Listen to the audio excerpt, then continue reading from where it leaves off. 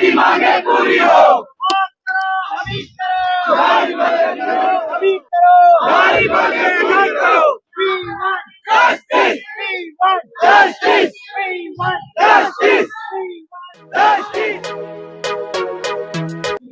मैं नंदन मोहरा NIS DLED अध्यक्ष और पूरे देश से हमारी 14 लाख की संख्या है, जिसमें सैकड़ों की संख्या में आज माननीय शिक्षा मंत्री धर्मेंद्र प्रधान जी से मिलने के लिए हम लोग आए हुए हैं।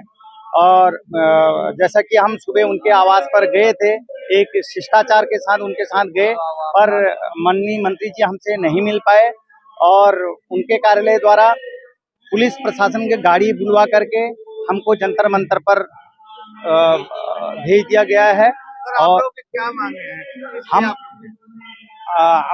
पार्लियामेंट से हमारा एक अप्रशिक्षित शिक्षकों का प्रशिक्षण हेतु बिल पास हुआ और उसके उपरांत NCT ने 22 सितंबर 2017 को एक गजट पत्र जारी करने के लिए मान्यता का आदेश जारी किया और वो आदेश पत्र का गजट पब्लिकेशन न होने की वजह से पूरे देश के जितने भी NIS DLED कैंडिडेट हैं 14 लाख लोग, उनके साथ एक बड़ी भ्रम की स्थिति पैदा होगी। माननीय सर्वोच्च न्यायालय ने ये कह दिया, इसका गजट पत्र अगर जारी नहीं किया है तो इसको मान्य कैसे ठहराया जा सकता है करके। तो माननीय मंत्री जी से आपके चैनल के माध्यम से, आप मीडिया के माध्यम से मैं इस बात को रखना चाहता हूं कि जल्दी से जल्दी 22 सितंबर 2017 का जो NCT का राजपत्र है तो आदेश प्रशासनिक गलतियों के कारण नहीं हो पाया था, उसका अविलंब करें, जिससे कि हमारे जो टीचर हैं, हम लोग जो टीचर हैं वो बहुत रात दिन परेशान हो रहे हैं और उनकी पीड़ा जल्द से जल्दी। सर, आप लोग राजनेताओं पे दबाव डालते हो, जब सुप्रीम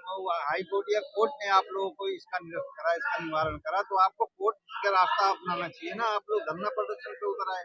नहीं, धरना प्रदर्शन हमारा बिल्कुल भी उद्देश्य नहीं है। ये हम आप लोगों के माध्यम से पुनः मंत्री जी तक भी बात पहुंचाना चाहते हैं।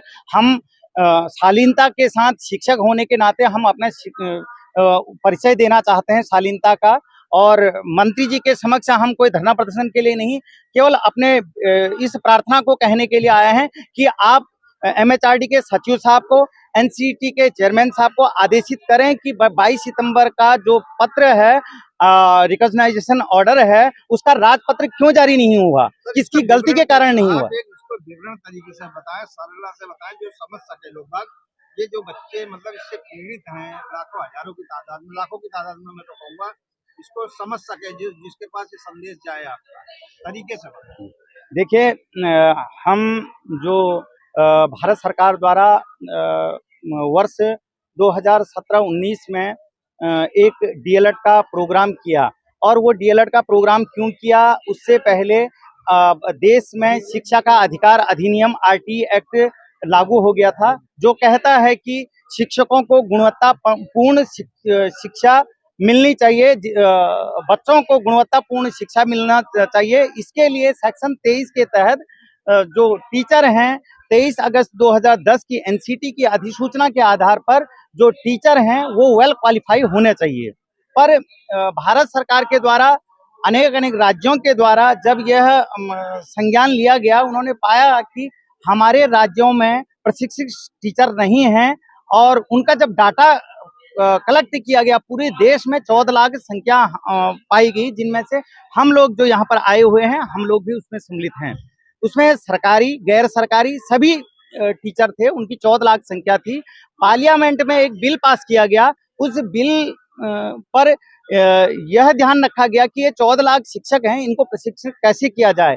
राज्य सरकारों के को मिला करके संयुक्त रूप से MHRD, NCT और भी जो राज्य सरकारें हैं उनको सम्मिलित करके एक जो DLED का प्रोग्राम 31 मार्च 2019 तक जो कंप्लीट करना था, वो कोर्स हमारे समक्ष रखा गया, और हमको यह भी कहा गया कि यदि आप यह कोर्स को नहीं करेंगे तो आपको जॉब से निकाल दिया जाएगा, और उसके लिए हमसे शुल्क भी लिया गया, और सरकारी डाटा के आधार पर 68 करोड़ का लगभग का खर्चा भारत सरकार ने भी इसमें खर्च किया है हमारे प्रशिक्षण को करने में। पर दुर्भाग्य से जब ये सब चीज संपन्न हो गई थी, पार्लियामेंट में बिल पास हुआ, कई मंत्रियों के द्वारा, कई सांसदों के द्वारा अपने विचार उसमें व्यक्त किए गए, पर दुर्भाग्य से 22 सितंबर 2017 को जब एनसीटी ने आदेश पत्र गजट नोटिफिकेशन के लिए जारी किया, उसका गजट पत्र जारी नहीं हुआ और हम लोगों के साथ एक घोर विपदा यह आ गई कि आज हमको ये कहा जाता है कि माननीय नरेंद्र मोदी जी ने, जिनके विश्वास पर हमने ये कोर्स किया, कि आप अब अनटेंड की कैटेगरी में आ गए हो, क्योंकि आपका राजपत्र तो बना ही नहीं है। जबकि राजपत्र बनाने का काम हम अभ्यर्थियों का नहीं है, हमारा तो केवल काम प्रशिक्षण लेना था। क्या हमने प्रशिक्षण वो उचित तरीके से लिया, नहीं लिया, इस बात के लिए हमको जरूर दंडित किया जा सकता था यदि हमारी कोई गलती पाई जाती तो। लेकिन भारत सरकार की गलती की वजह से, एनसीटी की गलती की वजह से, मानव संसाधन मंत्रालय की गलती की वजह से ये हमारे ऊपर एक ऐसी तलवार लटका दी गई है। हमसे कहा गया है कि अब आपकी जॉब खतरे में है।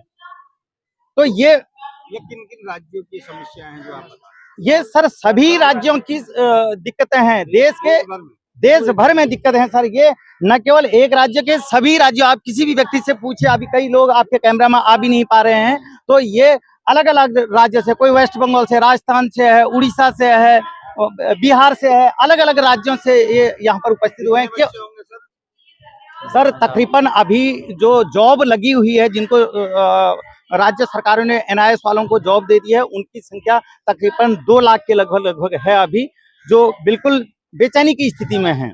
और बाकी लोग जॉब की कंडीशन में, मेरिट में हैं। और दुर्भाग्य देखिए कि हमारे केबीएस का जो एग्जाम है, हमारे एनआईएस योग्यताधारी जो टीचरों ने वो एग्जाम क्रैक कर रखा है, वो मेरिट में आ गए हैं। आज ये कहा जा रहा है केबीएस वालों को, नहीं जी हमको नहीं, आपको नहीं देंगे हम, क्योंकि आपका गजट जारी नहीं हुआ है। अब हम गजट के लिए कहें तो कहें किससे? माननीय मंत्री जी मिल नहीं रहे, केवल उनको इतना ही कहना था। प्रशासनिक एक्सीडेंटल जो आप लोगों के साथ घटना हुई, जो हुआ, उसके बारे में बताया। आप जो सरकार को क्या संदेश देंगे इस जंतर मंतर की धरती से? मैं आप लोगों के चैनल के माध्यम से, आप विद्वान मीडिया जनों के माध्यम से माननीय मंत्री जी से कहना चाहता हूं, हम भी आपके बच्चे हैं, हमारी पीड़ा को समझिए। जो प्रशासनिक त्रुटियों के कारण 22 सितंबर 2017 को गजट पब्लिकेशन का कार्य अनकम्प्लीट है, प्रशासनिक त्रुटियों से हमारे ऊपर कुठाराघात जो किया जा रहा है, कृपया उसको संज्ञान लीजिए। उन अधिकारियों से को निर्देश दीजिए कि जो 22 सितंबर 2017 का गजट पब्लिकेशन का कार्य नहीं हुआ है, उसको गजट पब्लिकेशन करवा दीजिए, जिससे हम निर्भय हो सकेंगे। और आपको जो हमने वोट दिया है, उसको हम अपना सुखद पल समझेंगे।